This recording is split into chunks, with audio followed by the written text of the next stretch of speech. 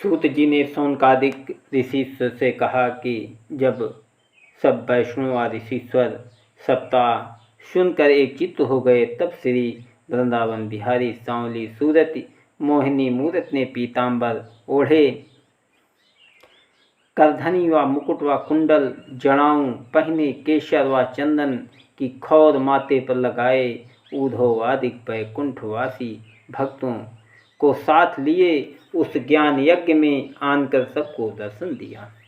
अमृत रूपी कथा सुनकर पहले से साधु व वैष्णवों के हृदय में श्याम मूर्ति दिखलाई देने लगी थी, सो प्रगट में भी सब किसी ने उसका दर्शन करके अपना अपना जन्म सफल जाना। वह वैकुंठनाथ को देखते ही जितने वैष्णव व ऋषिश्वर उस सभा में बैठे थे, जय जय बोलकर उठ खड़े हुए। वह मलयागिरी चंदन व फूलों की वर्षा उन पर करने लगे। वह धूप दीप नैवेद्य व पूजा करने उपरांत शंखादिक बजाकर साष्टांग दंडवत किया। यह सब आनंद देखकर नारद मुनि बोले कि हे सनत कुमार जी, आपने जो सप्ताह यज्ञ किया उसमें जिसने जिसने यह कथा सुनी वह सब पवित्र होकर मुक्ति पदवी पर पहुँचे। अब और कौन कौन लोग यह अमृत रूपी कथा सुनकर भवसागर पार उतरेंगे, उनका हाल वर्णन कीजिए। सनत कुमार जी ने कहा कि जो कलियुग के मनुष्य बड़े पापी व दुष्ट व लालची व झूठे व चुंगल व कामी उत्पन्न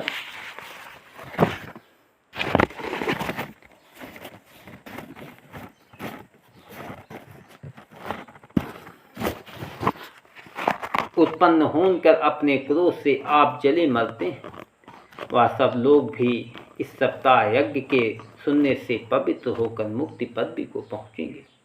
और जो कोई कलयुग में माता पिता की सेवा व अपने कर्म व धर्म से रहित व लोभ में डूबा रहकर झूठा व चोर व ठग होगा, वह भी यह कथा सुनने से भवसागर पार उतर जाएगा।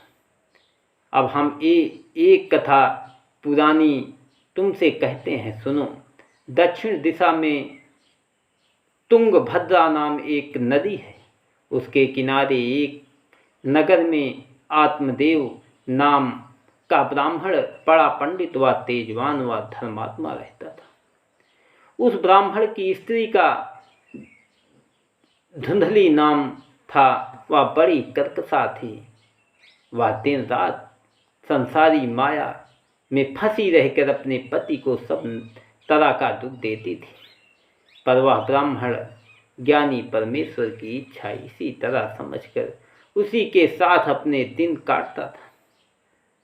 जब उस ब्राह्मण के पुत्र न होकर बुढ़ाई आई, तब उसने संतान होने के वास्ते व्रत और नेम रखना आरंभ करके बहुत गाय व सोना ब्राह्मणों को दान दिया। इस पर भी उसकी इच्छा नहीं पूर्ण हुई। तब वह ब्राह्मण अपने मन में बहुत उदास होकर घर से निकला और अपना शरीर त्याग करने की इच्छा रखकर वन में चला गया।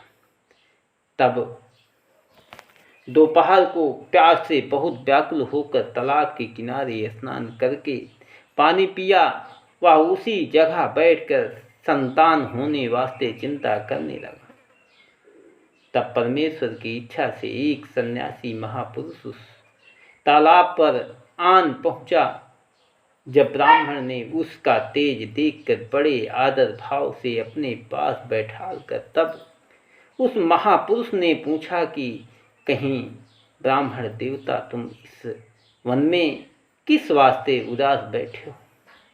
अपने सोच का हाल हमें बताओ।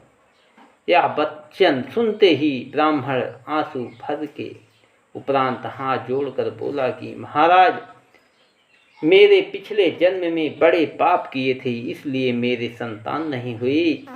बेटा न होने से पितर लोग नरक में जाते हैं। यही दुख समझकर अपना प्राण देने यहाँ आया। जगत में जिनके पुत्र न हो उसका जन्म लेना व जीना अकात है। व उसके धन व कुल पर धिक्कार समझना चाहिए। मैं ऐसा अभागी हूँ कि मेरी पाली हुई गौ भी बांझ है, वह मेरा लगाया हुआ वृक्ष भी नहीं फलता। जो फल बाजार में मोल लाता हूँ वह भी सूख जाता है।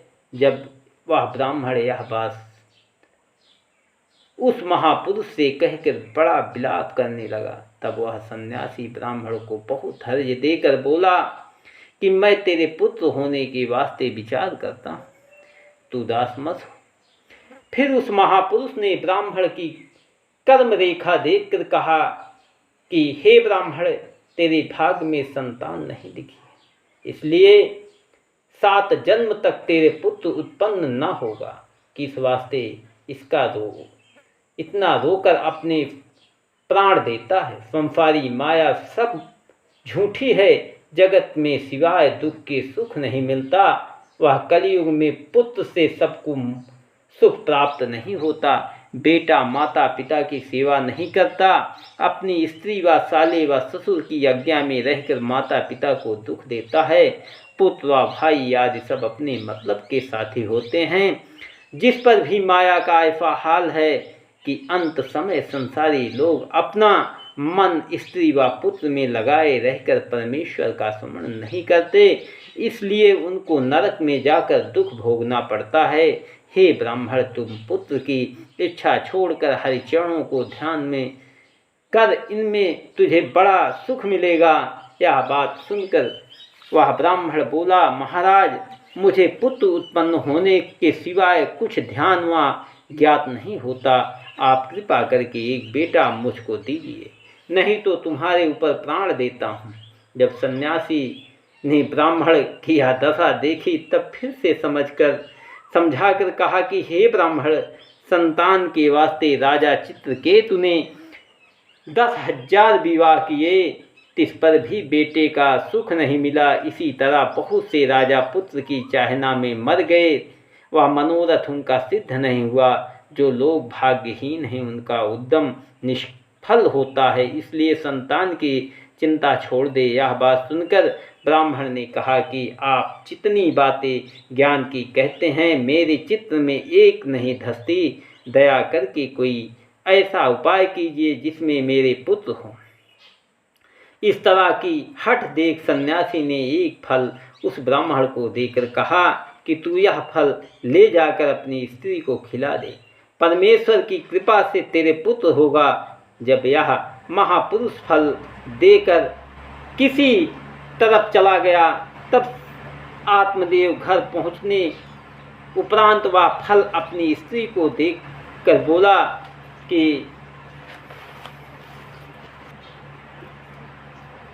इसके खाने से तेरे लड़का होगा। यह बात सुनकर ब्राह्मण देवता कहीं बाहर चले गए।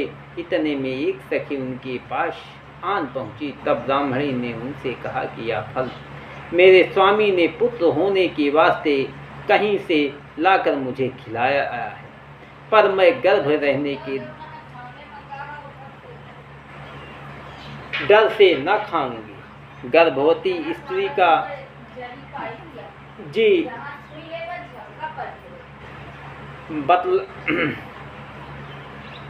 गर्भ का जी मचलाकर उसने भोजन नहीं किया जाता। गर्भ रहने से मुझे चलने फिरने में दुख होगा, घर के भीतर बैठना पड़ेगा। वह सखी सहेलियों की भेंट छूटकर गाने बजाने में विघ्न होगा। वह चलते समय बहुत दुख होगा। कदाचित लड़का पेट में टेढ़ा हो जावे तो मेरे प्राण जाता रहेगा। वह मेरा शरीर कोमल है, दुख कैसे सहूंगी। यदि कुशल से लड़का भी हुआ तो उसके पालने में बड़ा कष्ट होगा। बालक कपड़े व बिछौनों को मलमूत्र से भ्रष्ट कर देता है। दुर्गंधित में मुझे किस तरह रहा जाएगा। इन सब दुखों के उठाने से बांझ व विधवा अच्छी होती, जिनको गर्भ का दुख उठाना नहीं पड़ता। ऐसी अनेक की बात उस ब्राह्मण ने अपने सखी से कहकर वहाँ फल नहीं खाया, उठाकर रख छोड़ वह अपने पति से झूठ कह दिया कि मैंने फल खा लिया। थोड़े दिन उपरांत उस ब्राह्मणी की बहन ने वहाँ आकर पूछा कि हे बहन, तुम इन दिनों में बहुत दुबली व उदास मालूम होती हो, इसका क्या कारण है? तब उसने अपनी बहन से कहा कि मेरे स्वामी ने एक फल पुत्र होने की वास्ते कहीं से लाकर मुझे दिया था, तो मैंने गर्भ रहने के दुख से वह फल नहीं खाया। वह अपने पति से फल खाने का हाल झूठ कह दिया। वह गर्भ मेरे नहीं है, इस बात का उत्तर क्या दूं? इस कारण मैं उदास रहती हूँ। यह बात सुनकर उसकी बहन बोली कि तू कुछ चिंता मत कर, मेरे 1 महीने का गर्भ है, सो तू अपने पति से कह दे कि मेरे गर्भ रहा। जब मेरे लड़का होगा तब मैं वह बालक तुझे देकर उसको तेरा बेटा प्रकट करके दूध पिलाया करूँगी। इस बात की खबर तेरे पति को न होगी, और जो फल तेरा स्वामी लाया है वह तू अपनी गाय को खिला दे। यह बात सुनते ही उस ब्राह्मणी ने प्रसन्न होकर वह फल गाय को खिला दिया। वह अपनी बहन को आत्मदेव से छिपाकर घर में रखा। जब 10वें महीने उसके बेटा हुआ तब उस ब्राह्मणी ने अपने पति से कहला भेजा कि मेरे लड़का हुआ। यह हाल सुनते ही आत्मदेव ने मंगलाचार मनाकर ब्राह्मण व याचकों को बहुत सा दान व दक्षिणा दिया। ब्राह्मणों ने अपने पति से कहा कि मेरे दूध नहीं उतरता, वह मेरे बहन के दूध होता है। उसका बालक 6 महीने का होके जाता रहा। तुम कहो तो उसे दूध पिलाने के वास्ते बुलाकर यहाँ रखूं। ब्राह्मण ने कहा, बहुत अच्छा बालक को किसी तरह पालना चाहिए। जब इतनी बात ब्राह्मण ने कही तब ब्राह्मणी ने बहन प्रकट होकर लड़के को दूध पिलाने लगी। ब्राह्मण ने उस बालक का नाम धुंधकारी रखा। जब 2 महीने का धुंधकारी हुआ तब गौ के भी उस फल के प्रताप से एक लड़का बहुत सुंदर मनुष्य रूपी जन्मा, पर उस बालक के दोनों कान गौ के समान थे। उसको देखकर ब्राह्मण ने बड़ी प्रशंसा से गोकर्ण नाम रखा। वह दोनों लड़कों को अपना समझ अच्छी तरह पालन करने लगा। जब वह दोनों बालक सयाने हुए तब गोकर्ण पढ़ लिख कर बड़ा पंडित व बुद्धिमान व धर्मात्मा हुआ। वह धुंधकारी महामूर्ख, धर्मी व चोर व जुआड़ी होकर कुकर्म करने लगा। जब वेश्यागमन करने में सब धन घर व खर्च कर डाला तब धुंधकारी अपने माता पिता को मार पीट के सब कपड़ा व बर्तन घर से ले गया व उसको भी बेचकर सब वेश्या को दे डाला। जब यह दशा अपने बेटे की ब्राह्मण ने देखा, देवता ने देखी, बेटे की ब्राह्मण देवता ने देखी तब लोग, जब यह दशा अपने बेटे की ब्राह्मण देवता ने देखी तब रोकर कहने लगे कि ऐसा अधर्मी पुत्र होने से जो मुझे दुख होता है, मैं बिना संतान के बहुत अच्छा था। इस जीने से मेरा मरना अच्छा है, जिससे महाकष्ट व दुख से छूटकर यह हाल आत्मदेव का देखकर गोकर्ण ने कहा कि हे पिता, संसार में सिवाय दुख के सुख नहीं किसी को नहीं होता। तुम किस वास्ते इनको चिंता करते हो? जगत में राजा व प्रजा, धनी व कंगाल जितने आदमी हैं, सबको एक दुख सता रहता है। जिससे संसारी माया छोड़कर परमेश्वर में ध्यान लगाया उनको सुख होता है। इसलिए तुम अज्ञान तजकर स्त्री व पुत्र का मोह मन से तोड़ डालो व वन में जाकर परमेश्वर का भजन करो, तब उनको सुख मिलेगा। संसारी माया मोह में फंसे रहने से आदमी नरक भोग करता है। जब यह बात गोकर्ण को सुनकर ब्राह्मण देवता की कुछ ज्ञान हुआ तब उसने गोकर्ण से कहा कि तुमने बहुत अच्छी सम्मति हमको दी, पर बिना ज्ञान सीखे वन में जाकर क्या करूं? मेरे उद्धार का उपाय हो सो बतला दे। यह वचन सुनकर गोकर्ण